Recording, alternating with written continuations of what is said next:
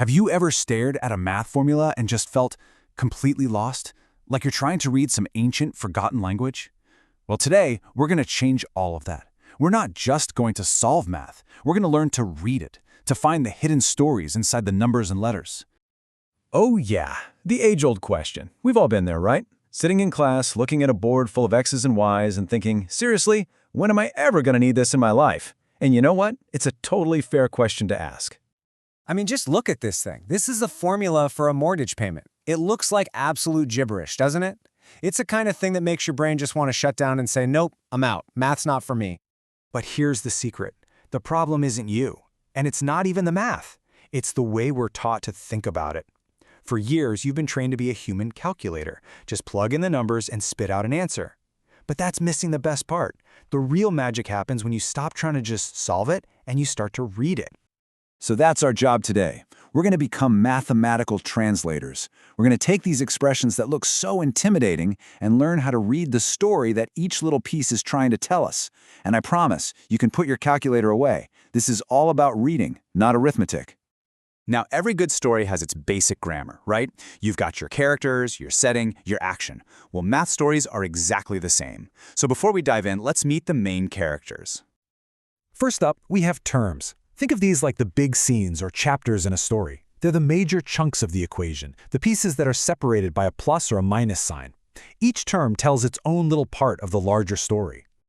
And then, of course, we have the variables. These are the main characters of our story. The X's, the T's, the P's, they represent things that can change, like time or distance or money. We're basically following them to see what happens on their journey. And finally, we've got coefficients. Now, if the variables are our characters, the coefficients are the words that describe them. You see, 2x, that 2 is the coefficient. It gives us the juicy details. It tells us how many, or how fast, or how strong that variable's action is. It's a crucial piece of the story. Okay, we've met our cast, so let's see them in action. We're going to start by reading a story I think you'll find pretty interesting. A story about how your money can grow. Here it is. The formula for compound interest. Now, at first glance, it might look a little dense, but we have our translation tools now, so let's break this story down piece by piece. So our first character is P, the principal. That's just a fancy word for your starting money.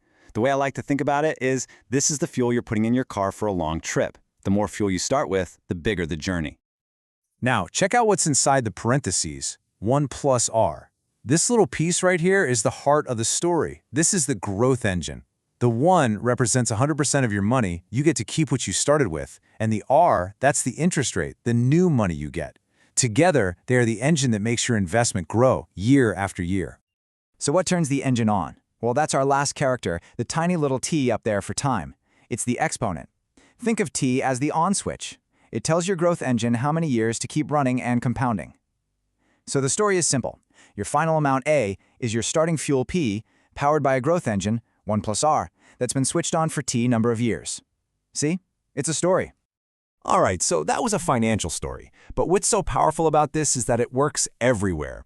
So let's switch gears and read a science story, a classic from physics class, the path of a thrown ball. This expression tells the story of a ball's height, h, at any given time, t.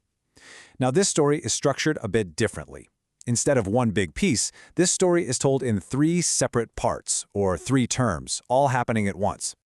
Let's read the building blocks. First, we've got plus 6. That's the starting block. It has no variable, so it never changes. It just tells us where the story begins, on a platform 6 feet off the ground. Easy enough. Next, we have plus 48t. This is the upward block. The positive 48 tells us the ball was thrown up at a speed of 48 feet per second. And then, there's the last term, negative 16t squared. This is the gravity block. And that little minus sign is everything. It tells us that while the ball is trying to go up, gravity is always constantly pulling it down. So the ball's real height is just the sum of these 3 mini stories playing out at the same time.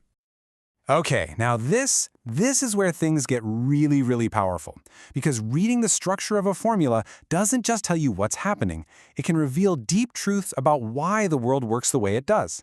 Let's read the story of energy. This simple little formula here describes kinetic energy, the energy an object has because it's moving. It's got 3 characters. Ke is the energy, m is the mass or weight of the object, and v is its velocity, its speed. But this isn't just a physics equation. It's a profound story about force and danger. The most important part of this entire story is that tiny little 2 floating above the v. That exponent tells us that energy isn't just related to velocity, it's related to the square of the velocity. And that one little detail has huge life or death consequences in the real world. Let me show you exactly what that v squared means. Look at this. If you double your car's speed, let's say you go from 30 miles per hour to 60, you don't just double the destructive energy in a crash. No.